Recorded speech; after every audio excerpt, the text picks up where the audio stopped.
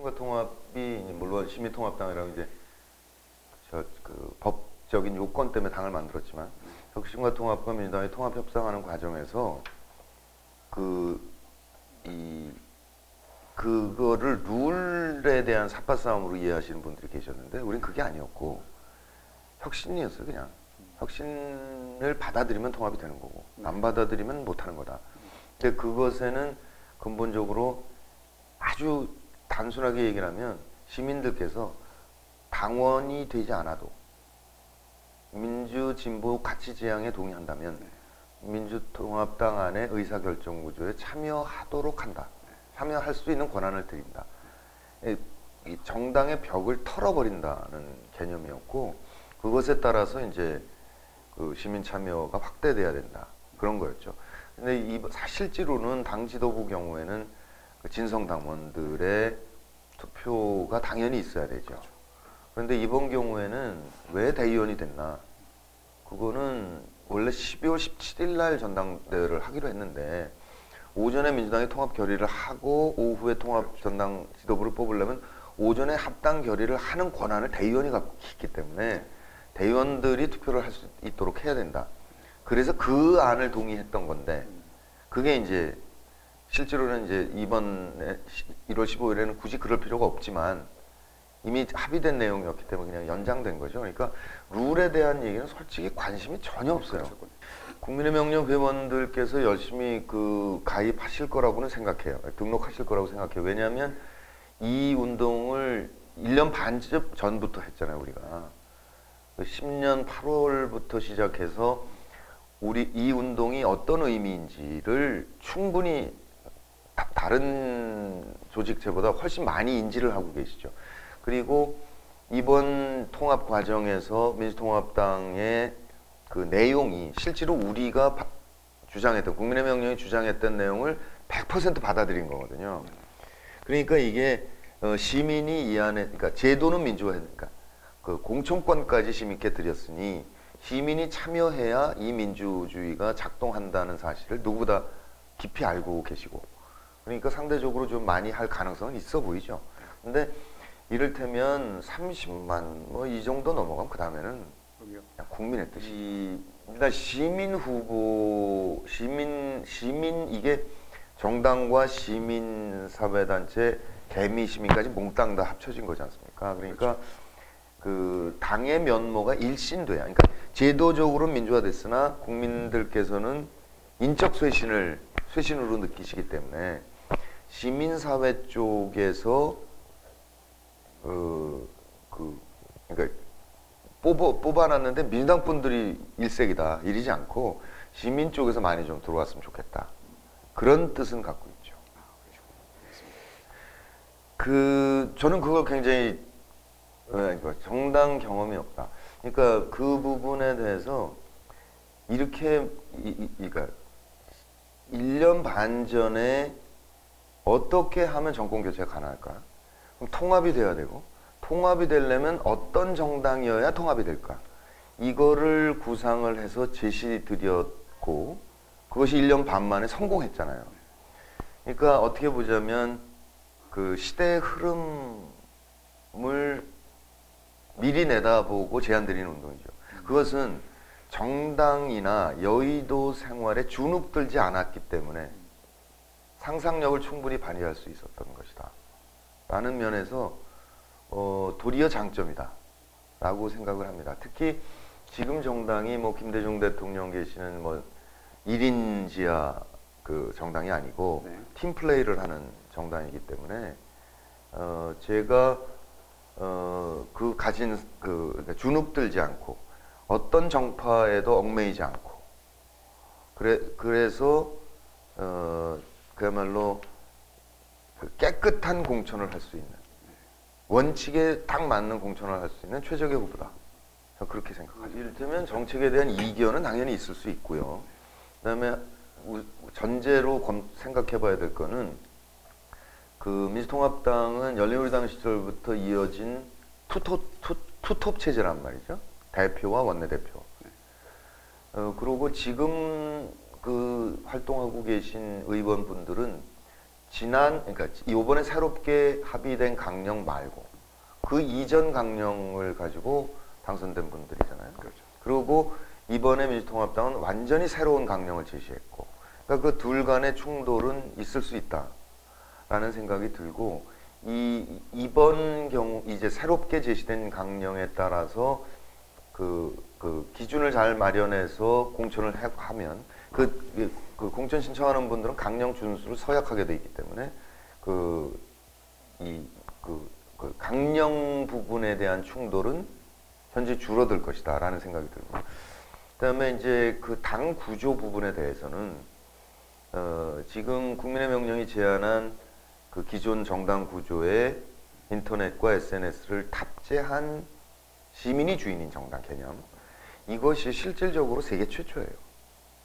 그러니까 우리가 창안에서 제안드린 거고, 그렇기 때문에 익숙하지가 않으세요, 아직까지. 그러니까 이 부분에 대해서는 이제 그 새로운 지도부가 만들어지면, 그래서 제가 지도부에 가겠다는 얘기예요. 제가 대표가 되겠다는 얘기인즉슨 저는 이 안을 2년 반 동안 고민을 한 거예요. 그래서 제안한 건 1년 반 정도 됐어요.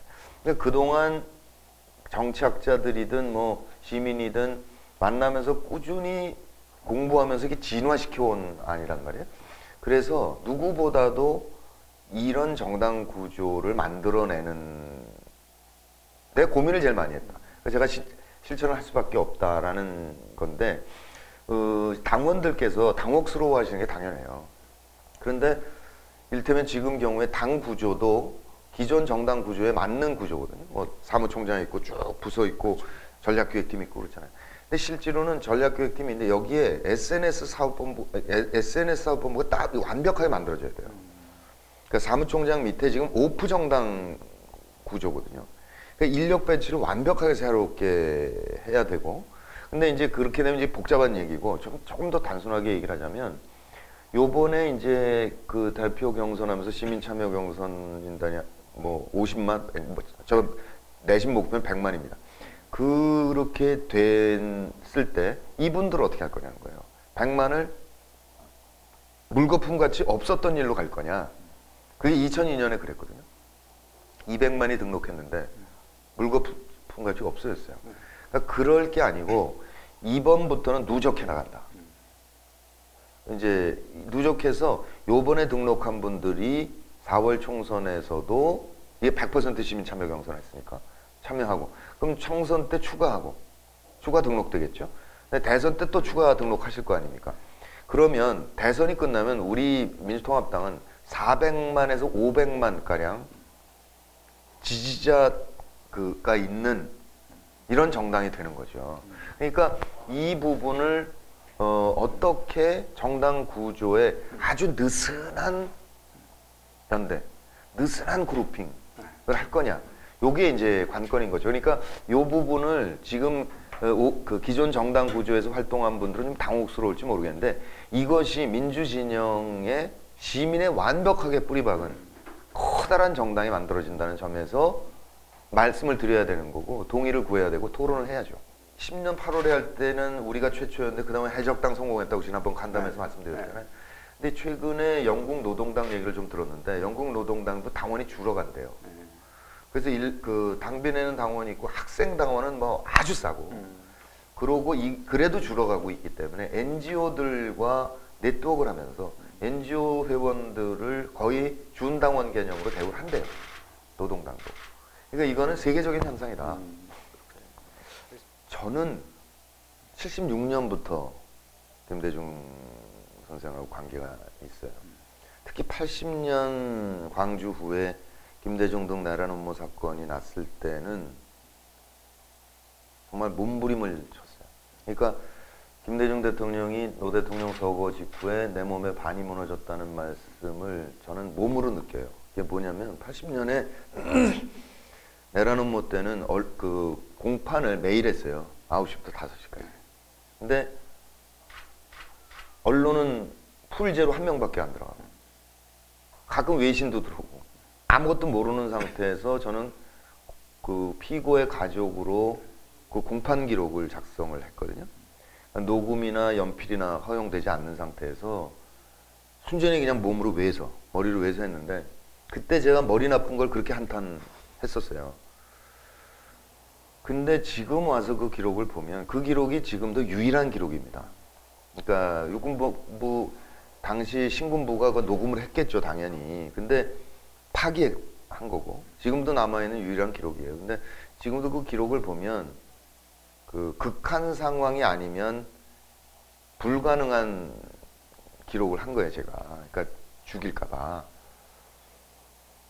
그래서 그게 하도 각인이 깊어서 나는, 이를테면 그 몸의 반이 무너진 게 뭔지 알죠. 근데 그렇게 해서 지금까지 온 거죠. 근데 그러니까 노무현 후보하고는 2001년부터 이제 관계를 맺은 거고, 지금 민주당의 친디제 아는 사람 어디 있나요? 그러니까 그거는 그 어떻게 보자면 언론에서 재미, 흥미 측면이 하나 있고, 또 하나는 DJ를 독점하고 싶다 그럴까. 예, 그러니까 우리 민주 진보 진영의 정말 위대한 지도자고 우리 모두의 자산인데, 그런 것들은 좀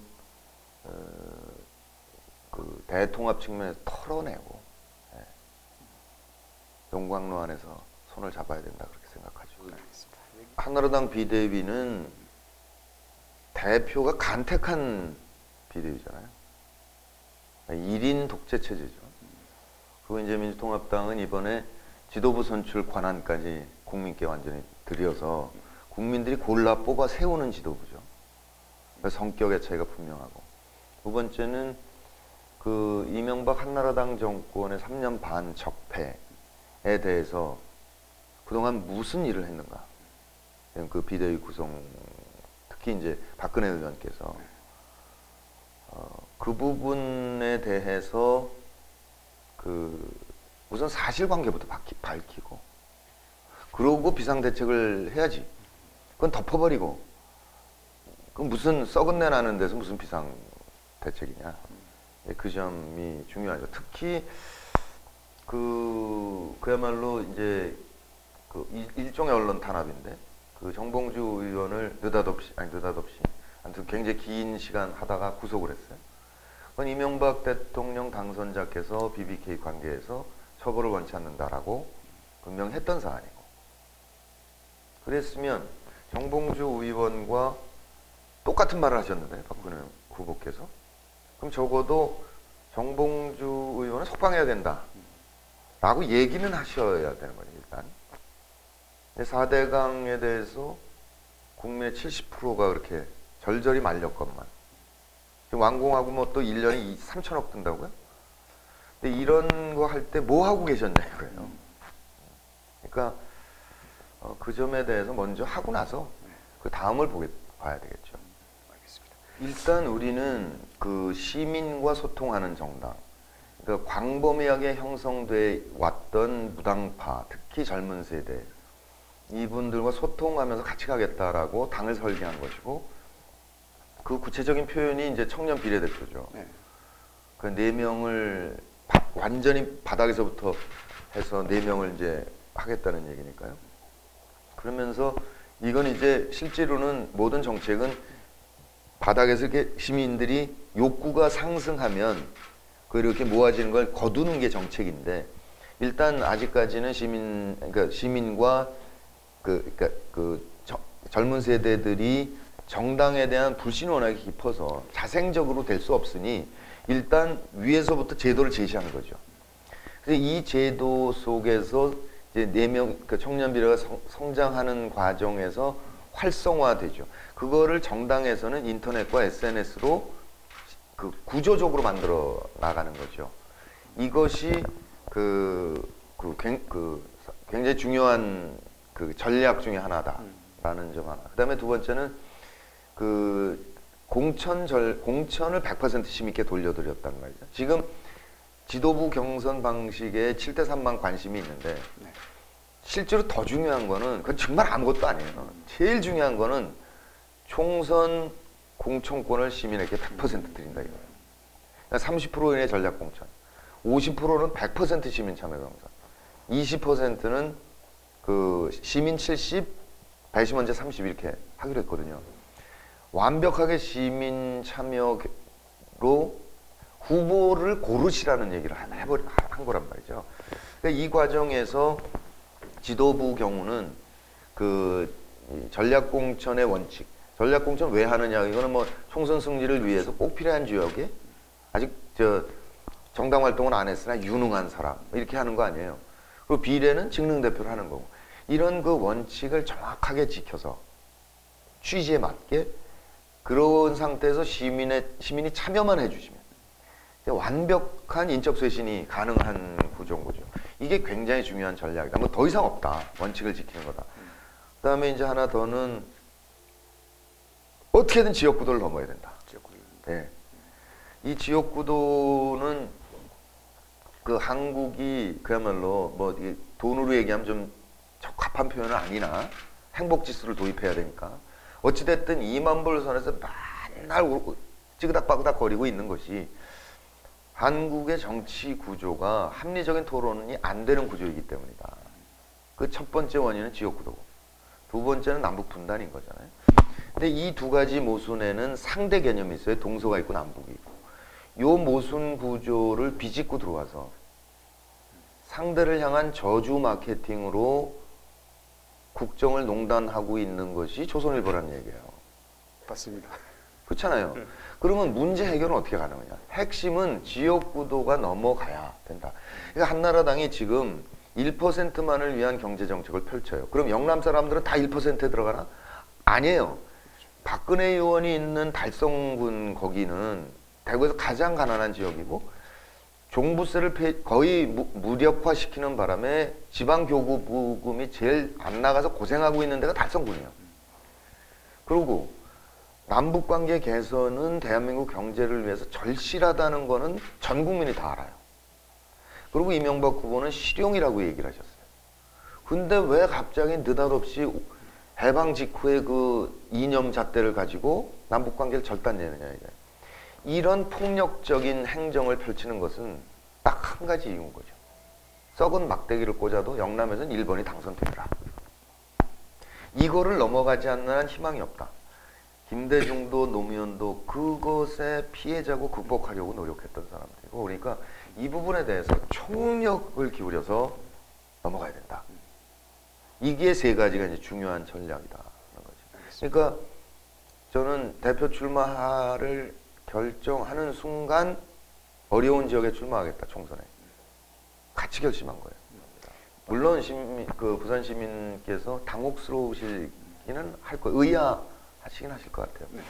그런데 이승만 정권 시절에 보면 김대중 의원은 강원도 인제에서 당선되셨고 초선. 그리고 호남분이 대구에서 당선되시고 그랬어요. 그때는. 그게 없었던 거예요. 그리고 국회의원은 국정을 하는 사람인 거죠. 그래서 왜 나왔는지 그게 이제 2000년 4.13 총선 때 노무현 의원께서 100% 당선될 종로를 거절하고 이제 지역구도 극복을 위해서 도전했던 지역이죠. 북강서울이. 그러니까 저로서는 그 도전, 이것이 우리 정치를 결정적으로 발목 잡고 있는 것이고, 노 대통령, 김대중 대통령 서거 후에 지역구도가 완화되는 기미를 보이고 있고, 이번 기회에 정말 그 지역 활동가분들과 함께 혼신의 힘을 기울여서 극복하겠다라는 충정이니 부산 시민들 여러분께서 예쁘게 봐주셨으면 좋겠습니다. 이길 거라고 생각합니다. 근데 거기서 열석이라는 것은 20석 차이잖아요. 네. 그래서 소박하게 잡으면 그렇고, 이제 사실은 좀 더 불꽃을 태워야죠. 사실은 160에서 165석 정도가 안정적 다수당이 되지 않겠습니까? 한 그 정도 이루면 좋겠다 싶죠. 이번 공천은 과거 공천과 완벽히 달라졌다는 거죠. 그러니까 결국 호남 그 유권자들께서 판단을 하실 거다. 그렇게 생각합니다. 사실 통합운동을 하면서 그런 주문을 얘기를 많이 들었어요. 광주에 젊은이가 오더니 막 항의를 하더라고요. 여기 야당이 필요한데 통합하자 그러면 어떻게 합니까? 이렇게. 그래서 일단 지역구도 극복이 핵심이다. 전국 정당을 만들어야 된다. 그러고 민주화만 하면, 그러니까 정당 운영이 민주적으로 운영되면 그 폐해는, 일당의 폐해는 없어지는 거다. 그러니까 방점을 여기다 찍자. 그랬더니 이해를 하시고 동의를 하시더라고요. 그러니까 공천을 원칙을 지키고 시민 참여를 완전히 열었을 때 워낙에 정치적으로 각성된 지역이기 때문에 큰 변화를 일으켜 주실 것이다. 그러니까 인위적인 그야말로 인위적인 배제나 이건 그 온당한 태도가 아니라고 생각하거든요. 그러니까 시민들의 판단을 기다려야죠. 총선 승리 없이 대선 없는 거고, 그러니까 총선에서 그 안정적인 다수당이 되면 국회 개원되자마자 할 일이 너무 많아요. 특히 이 정권이 덮어놓은 이 악취가 진동을 해요. 이 거적대기를 걷어내면 난장판이 될 거라고 생각해요. 그러니까 그거를 확인하면서, 그다음에 우리가 우선 민주정부 10년에 대한 처절한 반성은 이미 하고 있고, 그래서 앞으로 반면교사도 보면서 미래 비전도 이미 다 제시하고 있어요. 그러니까 이런 상태에서 그 시민 참여, 국민 참여 경선을 해나가면 어느 누가 되더라도 저는 당연히 가능하다. 그분이 그 한나라당 세력이 확산되는 걸 막겠다라는 아주 원칙을 이미 얘기를 하셨기 때문에 그분의 판단을 기다리고 있는 게 좋다고 생각해요. 그래서 그분께서 총선 과정부터 입당을 하시거나 또는 응원을 하시거나 입당 안 하더라도 그렇게 되면 큰 힘이 될 것이다라는 것은 잘 알죠. 근데 그것 자체를 우리가 권유하거나 그럴 사안이 아니다. 이제 그분이 판단하시는데, 근데 대신 대선은 좀 다르다고 생각해요. 성격이. 만약에 안 교수께서 대선 후보가 되겠다, 대통령을 하겠다는 의지가 있다라고 하신다면, 아직 시간이 있지만 하신다면 민주통합당이 대선 후보 경선에 들어갈 때 그때 안철수 교수께 하실 생각이 있다면 여기서 같이 합시다는 제안을 드릴 필요는 있겠다 싶어요. 이를테면 민주통합당이라고 하더라도 이게 100% 시민 참여 경선이기 때문에 입당 그동안 당내 활동을 얼마나 했느냐 이게 전혀 의미가 없어요. 그냥 국민이 뽑는 거거든요. 그러니까 불리하지 않으므로 생각이 있으시면 참여해 주시죠 라고 말씀드리는 게 좋겠다, 그런 생각이 들죠. 일단 제가 이제 막 합당을 해가지고 일반 당원이란 말이에요. 거기다가 민주통합당이 원내 중심 정당인 거죠. 그리고 그간 그 전 강령으로 당선된 분들이시고, 그래서 그 사안을 보는 그 관점, 판단 이게 좀 다르구나. 많이 아쉽습니다. 근데 그 구체적인 사안 하나하나 얘기 드릴 건 없고요. 그래서 전반적으로 느낌은 야당 본색을 회복해야 되겠다. 제가 제가 대표가 되면 우리가 금년 12월 정권 교체 전까지는 야당임을 명백히 인식하고, 그리고 합의된 강령에 따라서 강령에 따라서 선명하게 강력한 야당 활동을 할 필요가 있다. 그렇게 생각을 하죠.